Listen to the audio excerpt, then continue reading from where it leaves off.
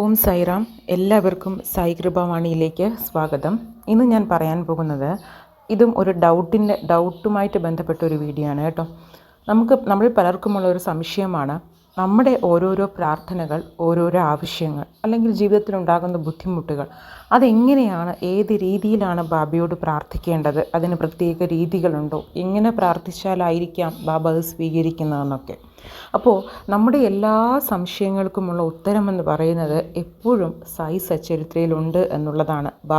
ബാബയുടെ ജീവചരിത്രം ഹേമന്ത് പന്തിലൂടെ എഴുതുന്ന സമയത്ത് അതിൽ മനുഷ്യൻ്റെ എല്ലാ പ്രോബ്ലംസിനും ഉള്ള ഉത്തരങ്ങൾ ഉൾപ്പെടുത്തിയിട്ടുണ്ട്. അങ്ങനെ ഒരു പ്രത്യേകത സായി സച്ചരിത്രയ്ക്കുണ്ട് കേട്ടോ.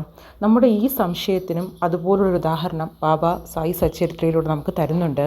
അതിന് ഉദാഹരണം എന്ന് പറയുന്നത് ചോൾക്കറിൻ്റെ കഥയാണ് കേട്ടോ. അപ്പോൾ ചോൾക്കറിനെ കുറിച്ച് മിക്ക പേർക്കും സായി സച്ചരിത്ര വായിച്ച എല്ലാവർക്കും അറിയാമായിരിക്കും. അപ്പോൾ ചോൾക്കർ ആദ്യമായിട്ട് ബാബയെക്കുറിച്ച് അറിയുന്നത് ദാസ്കനു മഹാരാജിലൂടെയാണ്. ദാസ്കനു മഹാരാജിനെക്കുറിച്ച് പറയുമ്പോൾ അദ്ദേഹം ബാബയ്ക്ക് ചെയ്ത സേവനങ്ങളെന്ന് പറയുന്നത് ഒരുപാടാണ്. അതിലൊന്ന്, അദ്ദേഹം ഹരികഥ പാരായണം ചെയ്യുന്ന ഒരാൾ കൂടിയായിരുന്നു ദാസ്കനു മഹാരാജ്. അപ്പോൾ അദ്ദേഹം മുൻപൊക്കെ എല്ലാ ദൈവങ്ങളെക്കുറിച്ചും ഇങ്ങനെ പ്രകീർത്തിച്ച് പാടുന്ന അദ്ദേഹം ബാബയെക്കുറിച്ച് അറിഞ്ഞ നിമിഷം മുതൽ അദ്ദേഹത്തിൻ്റെ ഹരികഥയിൽ ബാബയുടെ ലീലകളും ഉൾപ്പെടുത്തി പോകുന്നിടത്തെല്ലാം ബാബയുടെ ലീലകൾ ഇങ്ങനെ പാടുമായിരുന്നു. അപ്പോൾ ദാസ്കനു മഹാരാജിൻ്റെ ഒരു പ്രത്യേകത, അദ്ദേഹം ഈ ഹരികഥ പാരായണം ചെയ്യുന്ന സമയത്ത് വല്ലാതെ ആസ്വദിച്ചു പരിപൂർണ ഭക്തിയോടും കൂടിയാണ് ഇങ്ങനെ പാരായണം ചെയ്യുന്നത്. അപ്പോൾ അത് കേൾക്കുന്ന വ്യക്തിക്കും അതേ ഒരു ഫീല് കൊടുക്കാൻ അദ്ദേഹത്തിന് കഴിഞ്ഞിരുന്നു. വളരെ ആസ്വദിച്ചായിരുന്നു അത് ഓരോരുത്തരും കേട്ടുകൊണ്ടിരുന്നത്. അങ്ങനെ ഒരിക്കൽ കൗബീനീശ്വർ ക്ഷേത്രത്തിൽ ദാസ്കനു മഹാരാജ് ഹരികഥ പാരായണം ചെയ്യുന്ന സമയത്ത് അദ്ദേഹം സായി ലീലകളായിരുന്നു ഉൾപ്പെടുത്തിയിരുന്നത്. അപ്പോൾ ചോൾക്കർ അത് കേൾക്കാൻ ഇടയാവുകയാണ് അവിടെ വെച്ച്. അപ്പോൾ ചോൾക്കർ അത് കേൾക്കുന്ന സമയത്ത് ചോൾക്കറിൻ്റെ അവസ്ഥ എന്ന് പറയുന്നത് വളരെ തുച്ഛമായ ശമ്പളത്തിലൊരു ജോലി, പക്ഷേ അദ്ദേഹത്തിന് നോക്കേണ്ടത് ഉത്തരവാദിത്വം എന്ന് പറയുന്നത് തൻ്റെ ഉത്തരവാദിത്വം ഒരു വലിയൊരു കുടുംബം അദ്ദേഹത്തിനുണ്ട് എന്നുള്ളതാണ്. അപ്പോൾ അദ്ദേഹത്തിൻ്റെ ബുദ്ധിമുട്ടുകളൊക്കെ മനസ്സിൽ വെച്ചാണ് ഈ ഹരികഥ കേൾക്കാൻ വേണ്ടി വന്നിരിക്കുന്നത്. അപ്പോൾ ദാസ്കനു മഹാരാജ് പാടുന്നതോ സായിയുടെ ലീലകളും സായിബാബ എന്ന മഹാനെക്കുറിച്ച് ഇങ്ങനെ വർണ്ണിച്ച് ആസ്വദിച്ച് പാടുന്ന സമയത്ത് അത് കേൾക്കുന്ന ചോൾക്കാരൻ്റെ മനസ്സിൽ ഒരു ചിന്ത വരികയാണ്. എൻ്റെ മനസ്സിലുള്ള ആ ഒരു ബുദ്ധിമുട്ട് ബാബയോട് പറയുകയാണെങ്കിൽ ഉറപ്പായിട്ടും എനിക്കൊരു സൊല്യൂഷൻ കിട്ടുമായിരിക്കാം എന്ന് വിചാരിച്ച് അവിടെ വച്ച് ചോൾക്കാർ മനസ്സിൽ ബാബയോട് പ്രാർത്ഥിക്കുകയാണ്, ബാബ, എൻ്റെ ഈ ഒരു ജോലിയിൽ എനിക്കൊരു പുരോഗമനം കിട്ടുകയും അതിൽ നിന്നും എനിക്ക് ശമ്പളത്തിലൊരു വർധനവുണ്ടാകുന്ന സമയത്ത് ഞാൻ ഉറപ്പായിട്ടും ഷിരഡിയിൽ വന്ന് ബാബയെ കാണുകയും ബാബയ്ക്ക് കൽക്കണ്ട് നിവേദിക്കുകയും ചെയ്യും എന്ന് അവിടെ കൗബീനീശ്വർ ക്ഷേത്രത്തിൽ വെച്ച് ചോൾക്കർ മനസ്സിൽ ഇങ്ങനെ ഒരു പ്രതിജ്ഞ എന്ന് തന്നെ പറയാം എടുക്കുകയാണ്, പ്രാർത്ഥന പോലെ പറയുകയാണ്. ശേഷം അദ്ദേഹം കുറേ ദിവസങ്ങൾ കഴിഞ്ഞ് ആ ഒരു ടെസ്റ്റിന് അപ്പിയർ ചെയ്യുകയും അദ്ദേഹത്തിന് പ്രൊമോഷൻ ലഭിക്കുകയും ശമ്പള വർധനവുണ്ടാവുകയും ചെയ്യുന്നു. അപ്പോൾ തുടങ്ങി അദ്ദേഹത്തിൻ്റെ മനസ്സിലെ ചിന്തയാണ്, എനിക്ക് എങ്ങനെയെങ്കിലും ഷിരഡിയിലെത്തണം, പക്ഷേ ആദ്യത്തെ ശമ്പളം കിട്ടണമല്ലോ അതിന്. അപ്പോൾ അതിന് മുമ്പെങ്കിലും എനിക്കിത് നേടിത്തന്ന ബാബയെ അതിന് മുൻപെങ്കിലും കാണണം എന്നുള്ളൊരു അമിതമായ ചിന്തയിൽ അദ്ദേഹം ഇങ്ങനെ ആലോചിക്കുകയാണ്, എങ്ങനെയാണ് ഷിരഡിയിലേക്കുള്ള പണം കണ്ടെത്തേണ്ടത്. കാരണം അദ്ദേഹത്തിന് വേണമെങ്കിൽ ഏതെങ്കിലും സുഹൃത്തുക്കളോട് പോയി കടം ചോദിച്ചു പോകാം. പക്ഷേ ബാബ എന്താണ് പറഞ്ഞിട്ടുള്ളത്, മതപരമായ തീർത്ഥാടനങ്ങൾക്കോ മതപരമായ കാര്യങ്ങൾക്കോ ഒരിക്കലും കടം എന്നുള്ളൊരു കാര്യം നിങ്ങളിൽ ഉണ്ടാകരുത്. നിങ്ങളുടെ കയ്യിൽ എപ്പോഴാണോ അതിനുള്ള ഒരു എമൗണ്ട് നിങ്ങൾക്കുണ്ടാകുന്നത് അപ്പോൾ മാത്രം നിങ്ങളുടെ തീർത്ഥാടനമായിക്കോട്ടെ മതപരമായ കാര്യങ്ങളായിക്കോട്ടെ അപ്പോൾ മാത്രം നിങ്ങൾ ചെയ്യുക എന്ന്. അപ്പോൾ ചോൾക്കർ ഇവിടെ ചെയ്തത് രണ്ട് കാര്യങ്ങൾ, ബാബയുടെ ഒന്ന് കടം വാങ്ങരുത്, തീർത്ഥാടനങ്ങൾക്കായി ഒരിക്കലും കടം വാങ്ങരുത് എന്നുള്ളതും, രണ്ട്, അദ്ദേഹം പണം ശേഖരിക്കാൻ തീരുമാനിച്ചു. ആ സമയം വരയ്ക്കും ബാബയുടെ അടുത്തൊരു ഉപദേശമായ ശ്രദ്ധ സബൂരി, വിശ്വാസത്തോടും ക്ഷമയോടും കൂടി കാത്തിരുന്നു അദ്ദേഹം ചെയ്തത്, അദ്ദേഹം കുടിക്കുന്ന ചായയിൽ പഞ്ചസാര ഒഴിവാക്കി ആ പഞ്ചസാരയ്ക്ക് എത്ര രൂപയാണോ ചിലവാകുന്നത് അത് ശേഖരിച്ചു വെച്ചായിരുന്നു അദ്ദേഹം ഷിരഡിയിൽ പോകാൻ വേണ്ടി തീരുമാനിച്ചത്. അങ്ങനെ ആ ഒരു എമൗണ്ട് തികഞ്ഞ സമയത്ത് അദ്ദേഹം അതുമായി നേരെ ഷിരഡിയിൽ പോകുന്നു, ബാബയെ കാണുന്നു.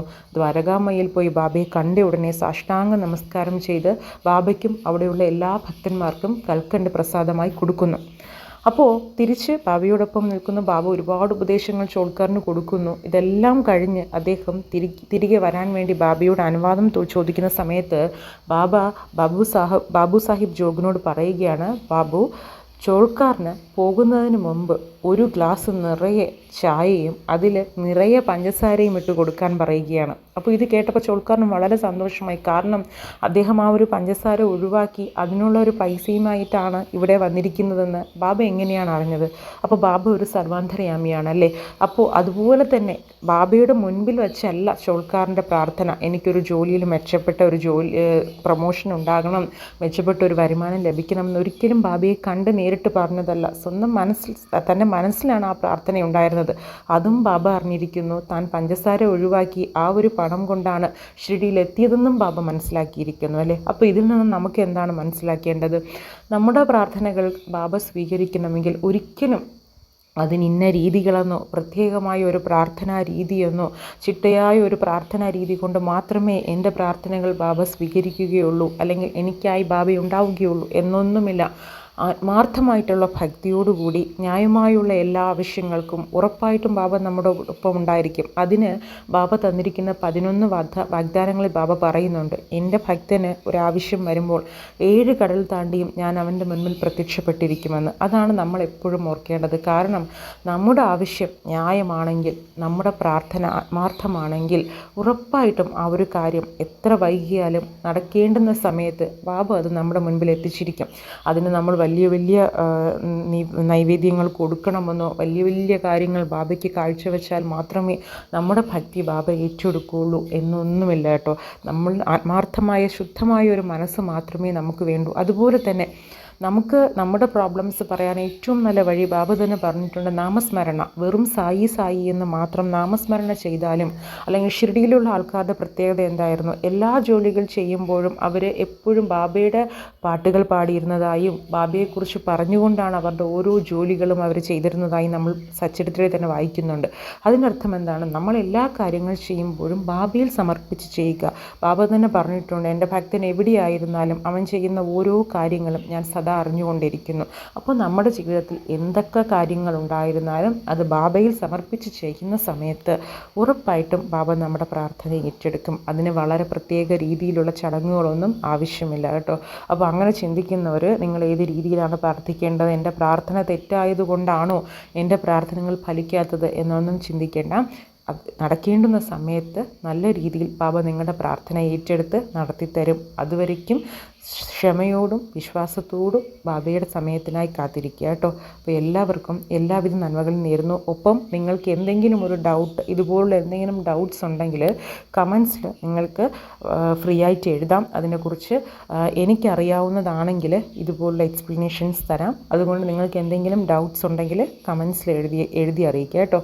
ഒപ്പം ഈ വീഡിയോ ഇഷ്ടമായാൽ എന്നെ ഒന്ന് ഫോളോ ചെയ്യുക. Thank you so much.